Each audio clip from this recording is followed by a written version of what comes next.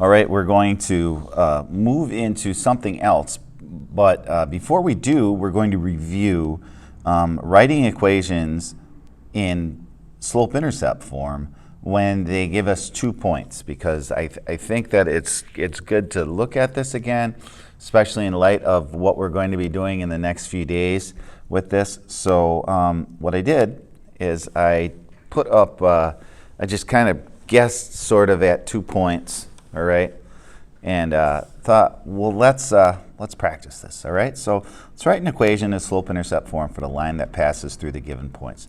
So the big thing to remember is when you're talking about slope-intercept form, you're talking about this y equals, if this thing will let me write, y equals, oh, it doesn't like it, does it? Y equals mx plus b. All right, and if we're writing y equals mx plus b, your job is to figure out what's m and what's b, right? And if they give you 2 points, obviously, we don't know either one of those right away, but we know we can use this information and find it, and that's what we learned in the previous lesson. So we're going to start. You always start by finding your slope. Your slope's always your first order of business. So let's use our slope formula. It doesn't matter which y we start with. Let's start with -3. So let's go -3, all right? So I use this one, and now I'm going to subtract this one from it. And then because I started with -3 on the bottom and the denominator, I'm going to start with 5. I'm going to go 5 minus 2. All right, and that gives me -8 over 3. All right, so -8 thirds is my slope. I can't simplify that. It's perfect the way it is for what we want to do. So the next thing we're going to do is we are going to write this equation out using one of these points and this slope.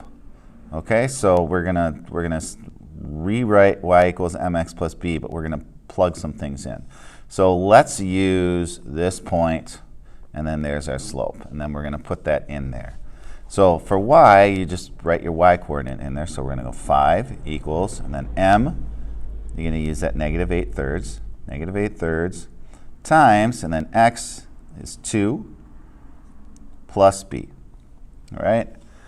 So now we'll multiply that -8 thirds times 2 out. All right. We have 5 equals -16 thirds plus b. Remember, you just put that over 1, multiply your numerators together and your denominators together, and just kind of leave it. All right, so to solve for b, I got to add 16 thirds to both sides.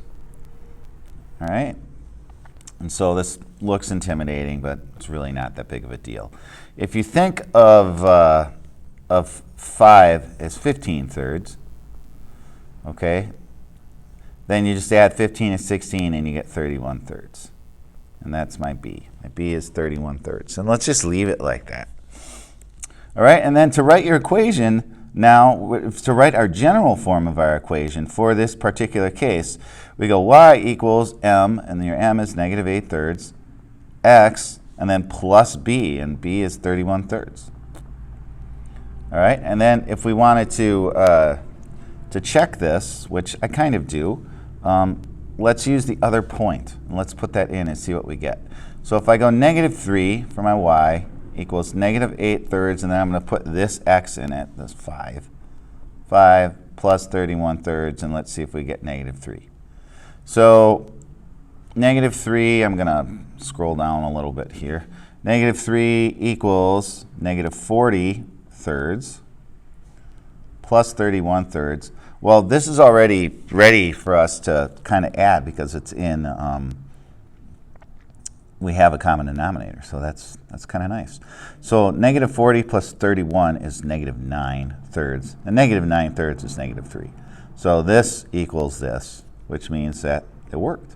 So that's our quick little review. I'm going to leave the video at this, and then next video we're going to pick up and we're going to look at how to move forward from this now, and we're going to look at a new form. All right.